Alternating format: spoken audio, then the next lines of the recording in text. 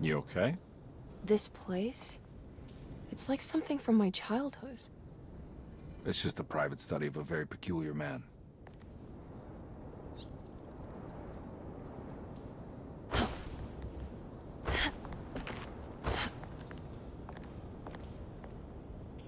I think this is it. I'm properly mad. Well, you should be. Dr. Gray's playing with fire. Derceto's a powder keg of loonies, all ready to play their part in a murderous cult.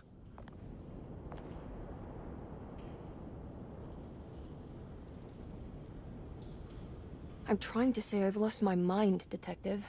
The Heartwood curse has caught up with me. I'm sure you're exaggerating. Try to focus on whatever you've been doing. Right. Breaking the Dark Man's contract. Does it even matter anymore?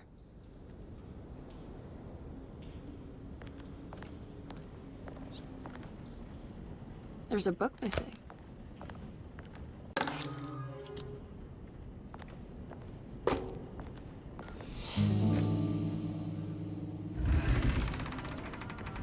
A secret door. Looks like it. Careful. Let me go first.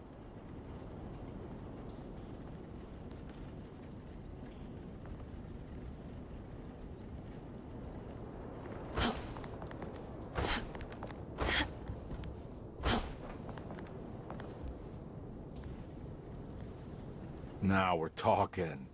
Great job, Emily. This has something to do with... Good to finally meet you, Mr. Heartwood. I'm here on the behalf of your brother Philip. the numbers for the talisman. The Snake Dagger, a monograph by Yael Klein.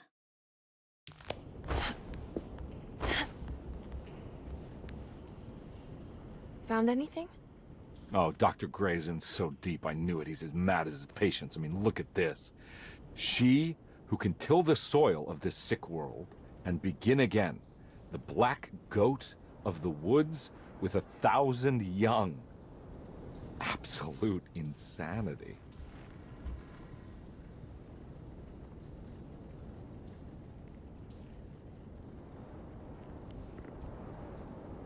I have the strangest sensation that this is somehow Jeremy's room.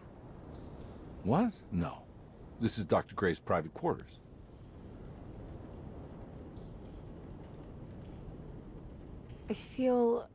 I want to apologize, Detective, for my elusive behavior tonight. I'm glad you haven't given up on me and my uncle yet. Ah, you got nothing to apologize for. In fact, you've been out of my hair for most of the evening, you're self-reliant, and you've been helping with your own particular brand of investigation.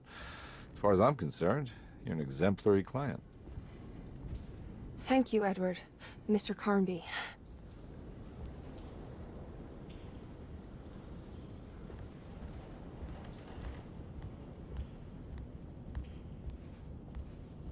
Should I even be doing this? Do I want to know?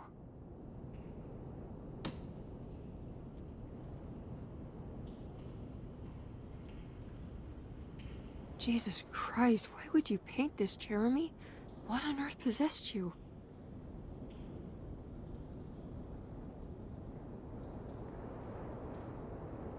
Oh, God.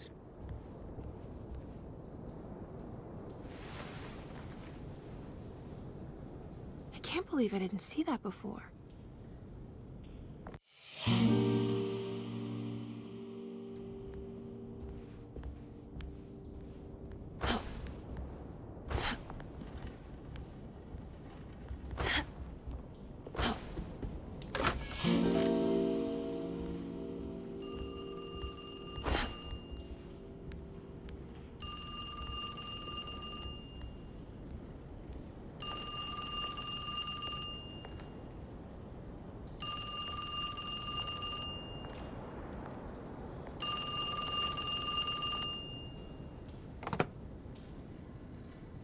Hello? Who's there? Jeremy? Jeremy is with the Dark Man.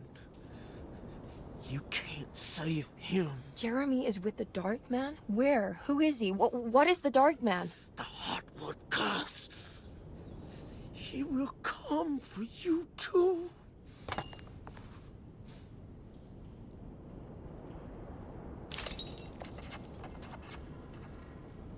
The voice on the phone was somehow... Emily felt detached, as if watching herself from across the room, awkwardly attempting to help.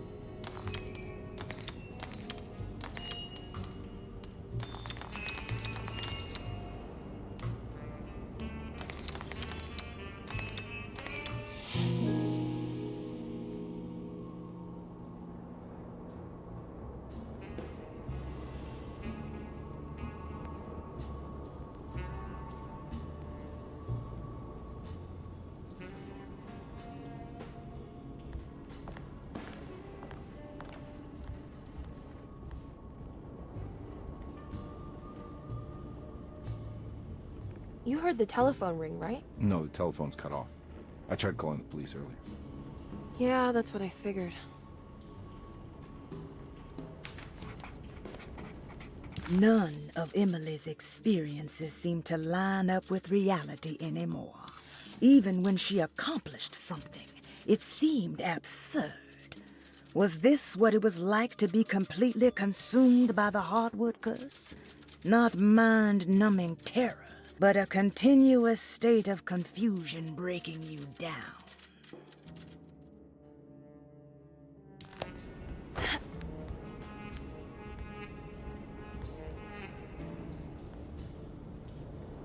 Hey, Mr. Carnby? What? Nothing, right? It's a closet? That's right, Detective. I'll see you later. I have to finish this. You're going inside the closet? I know what it looks like, but I can't explain it, much less justify it. All right. You do what you have to do, miss. Goodbye, Detective.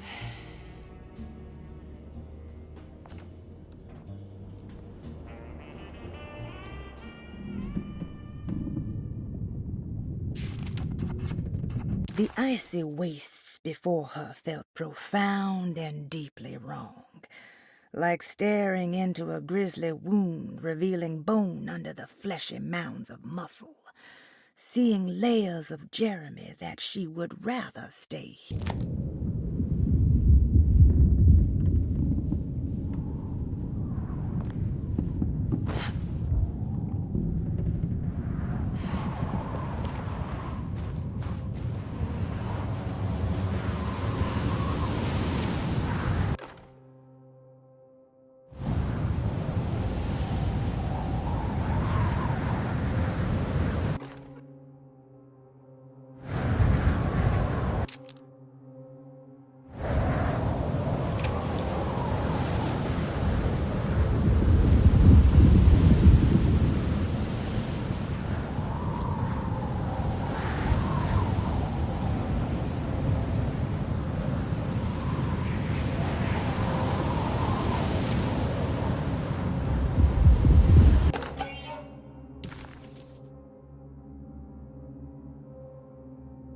What can be said about Jacob van Ostad without evoking contempt or apologia? The first piece of information is the obvious. He is not the explorer Jeremy idolized in his youth, but the figment of his imagination. If you want biographical facts, I am not the one to answer such questions. In the case of Jeremy, he is a guardian of imagination, or rather a persona appointed the role of containing a self-sabotaging mania. However useful Jacob once was, his loyalty to Jeremy has slowly been replaced by fanaticism. Like a firekeeper who has for decades been burnt by his own sacred flames, now does what he imagines the fire wants. Jeremy has lost all control over Jacob, and suffers greatly because of him, but is admittedly also still invigorated by his labor, in the plainest of words. We found the ancient stellarium perched on a cliff facing the Arctic Ocean after a day of sailing due north of the Eskimo encampment. Jacob van Oostad was our most keen member of the expedition. He had been chasing down the source of a peculiar type of crystallized metal present in several sacred items among the natives on the northeast coast of Greenland. The site was a remarkable find for any explorer, and we were all enraptured in our search for enlightenment and meaning. The surviving architecture seemed almost unearthly in origin and astonishingly sophisticated. The metal Jacob was searching for was abundant, almost ubiquitous. We were so taken by our find that we were surprised by the sun falling below the horizon. As we quickly picked up our gear, ready to head back to our camp, Jacob van Oostad declared that he wanted to stay. He was adamant. We begged him to reconsider. The night would be getting colder by the hour, and we feared for all our safety. Jacob refused, threatening us with violence if we wouldn't leave him alone. As the snowfall turned heavier, we left him there on his own. The next day, the weather became worse, and we had to spend hours enforcing our shelter as our tents became increasingly useless. The group had written off Jacob, thinking he must be dead. I had an urge to make one final attempt to save him, so I headed out as darkness fell with a handful of flares and headed toward the coast and up the climb, towards the stellarium. That's when I saw him, transfixed by a burning sky, that celestial lantern.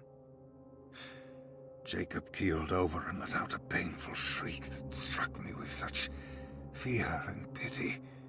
He was crying in agony, for the cold weather had ravaged his flesh. I called him.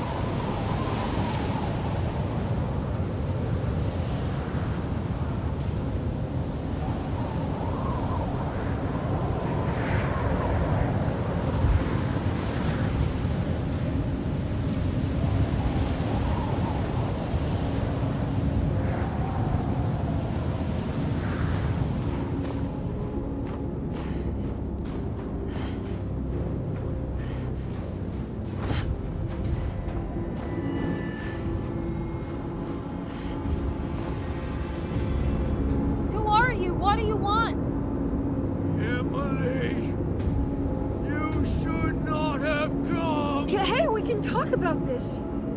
It's too late for that. It's too late.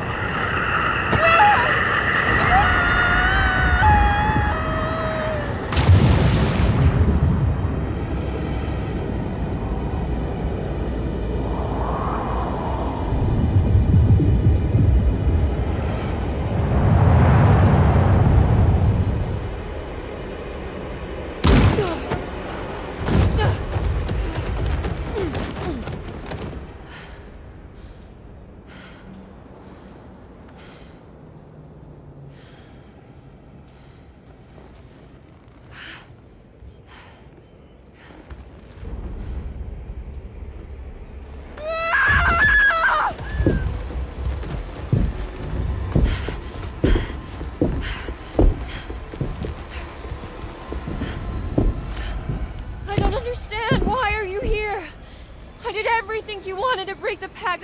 What else can I do?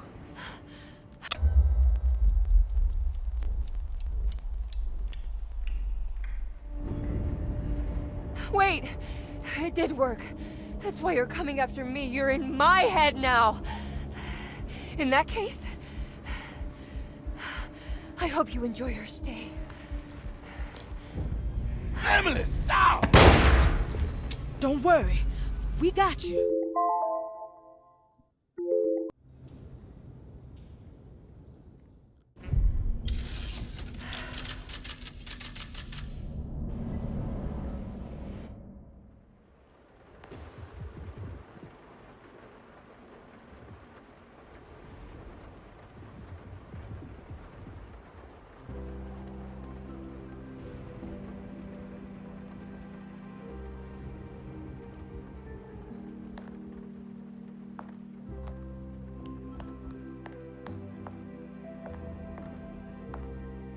Are you alone? Or is he in there with you? Miss Hotwood is up! Heard you almost painted the foyer with your own blood and guts. Good to see you still in one piece. Stick around, will you? It's going to be an exciting night.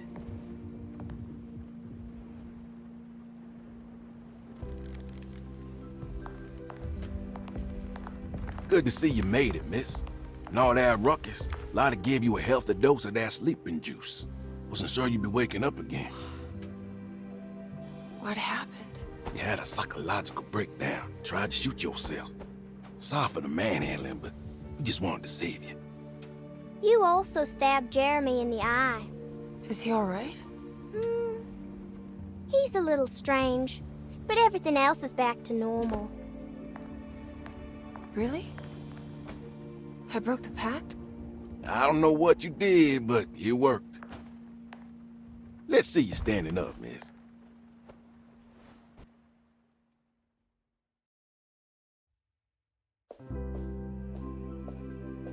Jeremy, are you okay?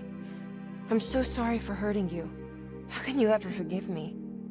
Emily, I missed you so. I do hope you'll stay with me for a while. Uncle, what's wrong? Is it anesthesia? He seems so meek. I wish that was the case. It turns out that you managed to lobotomize him. It's actually quite impressive considering your technique. This is permanent? You sacrificed a piece of his mind to save the whole. It's a little like treating a bad knee by cutting off the leg. It's blunt, but it works. That's terrible. Perhaps. But at least he won't suffer anymore. Do you remember the Dark Man, Jeremy? Ah, yes. Where did he go? I hope he is doing all right. You see? With a violent stab, you made any future treatment quite redundant. I assume you will be bringing him with you back to New Orleans. I will. I just need to find Detective Carnby.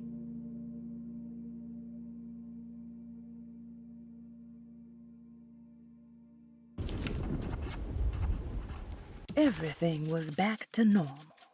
Did any of it really happen? What had Emily actually been doing all night?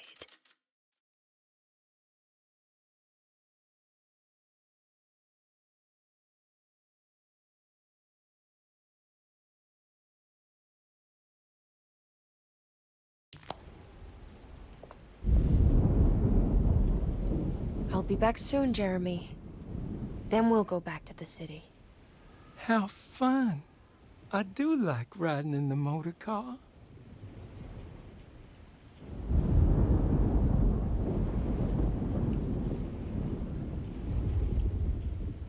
Is there any chance he'll relapse back to his previous condition? None at all. He is forever cured from all worries and other difficult feelings.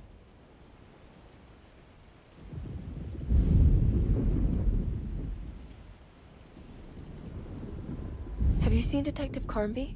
I'm sure he's around here somewhere, poking and prodding.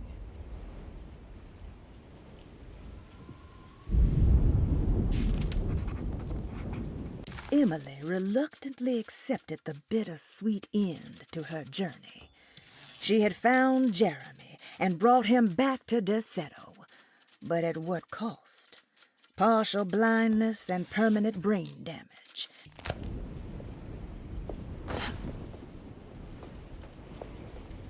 Well done, Miss Hartwood. You officially made Derceto the dullest place in existence again. Oh, thank you. Happy to be of service.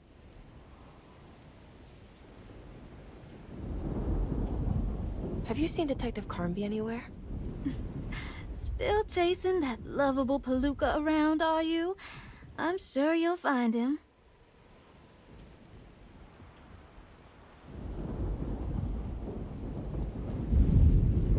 Can I write to you when I get back to town? You are too sweet, Miss Hartwood. I'll look forward to reading all about your tedious routine.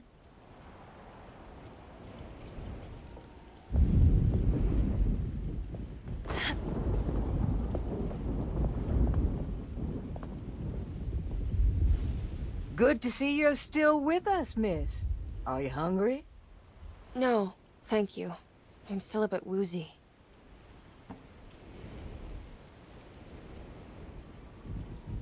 Ooh, is that gumbo? I make it every year. We set up a little feast by the wishing tree and start a new year together. Have you seen Mr. Carnby? I haven't seen him for a while. Maybe he left.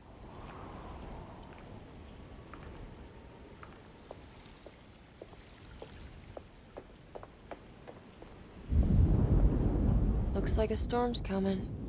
Radio says it could get real bad. Floodings and such.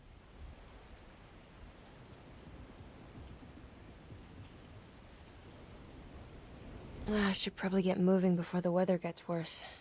Have you seen Detective Carnby? Not for a while, but he says he's gonna wait for you.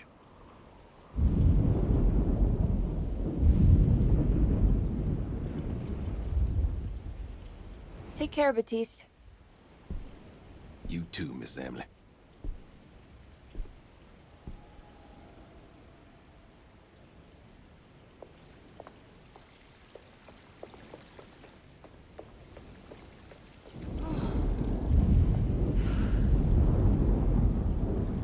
I almost forgot this was here. The very heart of Derceto, you know.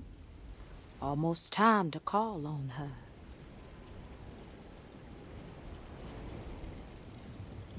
What is it that you do? Is it like the voodoo rituals you read about in the papers? I don't know, miss. I never saw one up close. My family has always been suspicious of the hoodoo.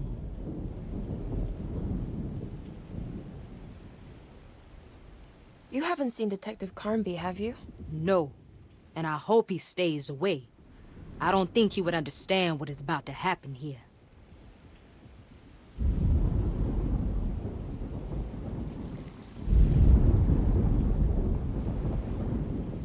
Do you know what's about to happen here? Oh, just a little ceremony we do each year on the eve of St. John. We raise our glasses to the old wishing tree here and ask for a better year.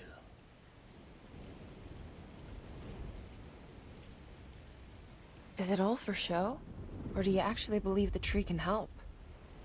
Well, I guess some of us do.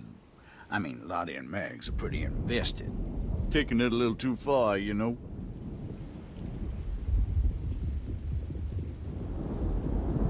Sounds like you might be in a cult. Yeah, I can see how you think that.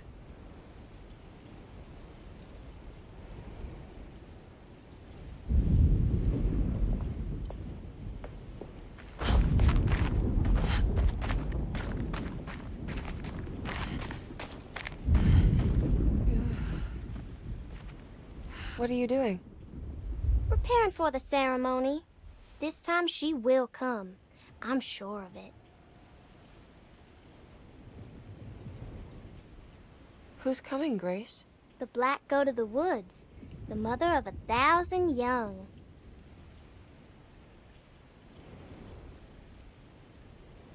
I hope you find what you're looking for, Grace. Whatever it is that you need. That's a terrible thing to say.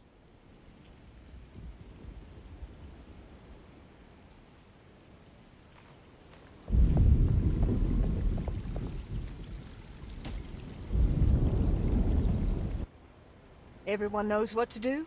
Y'all know the new words. Mrs. Thompson, we talked about this.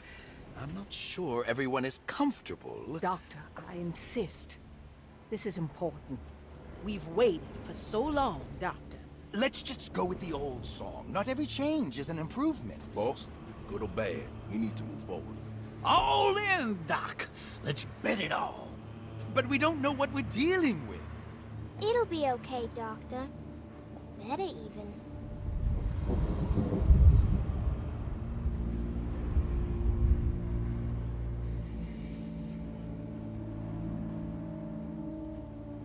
Ever there praises and abundance to the black goat of the woods. Hear us, brother. Take pity on us. Take pity on us. Ever there praises and abundance to black goat of the woods. Hear us, and take pity on us. Take pity on us. Hear us, mother. Ever praise and abundance to Hear us, mother, and take pity on us. Take pity on us. Accept our sacrament and judge our work. What are you doing? This is madness! This here's what needs to happen. She's just a child!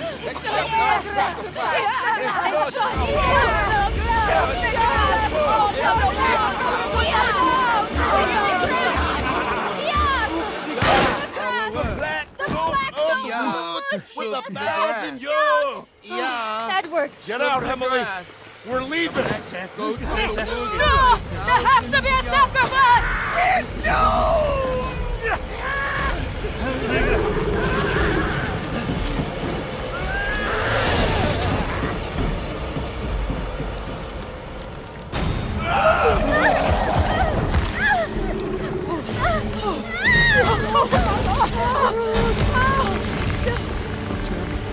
Come with me.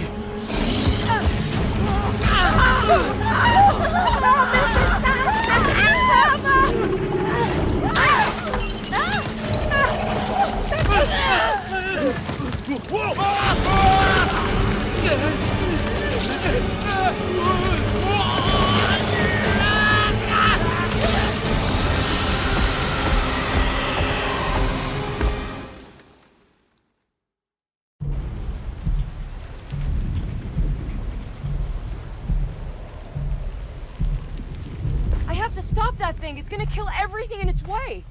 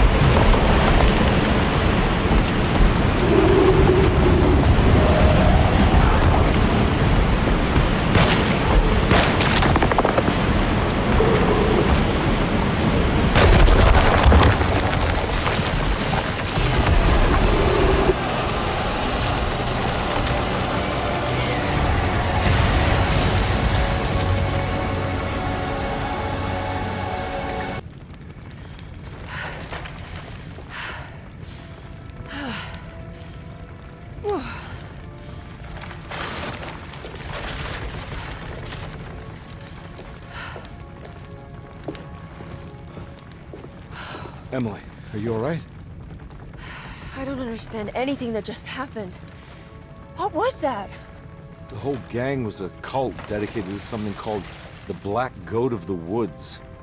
I've been trying to gather as much information as I could. It was only after you started talking about monsters that I thought maybe there was some truth to all the nonsense I was finding. Where's Jeremy? Uncle! Are you alright? Everything is out of order. This isn't the way the story goes. I shouldn't be alive. Don't say that. You made it out. Be happy. Okay?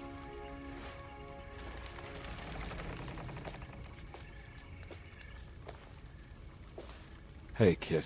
You doing all right? It wasn't what I expected, but you can't always get what you want.